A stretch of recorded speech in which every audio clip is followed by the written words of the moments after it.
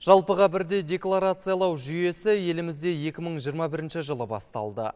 Қазіргі уақытта үшінші кезеңінен өтіп жатыр. Жыл басынан Жетісу облысы бойынша 194 мыңнан аса азамат 250 және 270 бойынша декларация тапсыру қажет болған, оның 64% ғана декларация тапсырды. Айта кету керек, 250 нысан жалпыға ортақ декларациялау жүйесіне кіру кезінде бір рет тапсырылды. Одан кейінгі жылдары 270 нысан бойынша кірістері мен мүлкі туралы декларация тапсырады. Онда ол жыл бойы не тапқаны мен сатып алғанын көрсетеді. Ол азаматтың алғашқы декларациясында не болғанын көрсетіп, кейін не пайда болғанын көру үшін жасалынады. Декларация беруден бас тартқан азаматтарға келетін болсақ, оларды Қазақстан Республикасының заңнамасына сәйкес әкімшілік жаза күтеді дейді сала мамандары.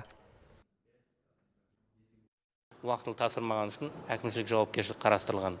Тағы да айта кететін нәрсе, 272-ші бап бойынша бір рет кәсіпкер ретінде жазалан алып, ескерту алатын болса, осы жолы ескерту болмайды, осы жолы уже айыппұл қарастырылған бұл жерде.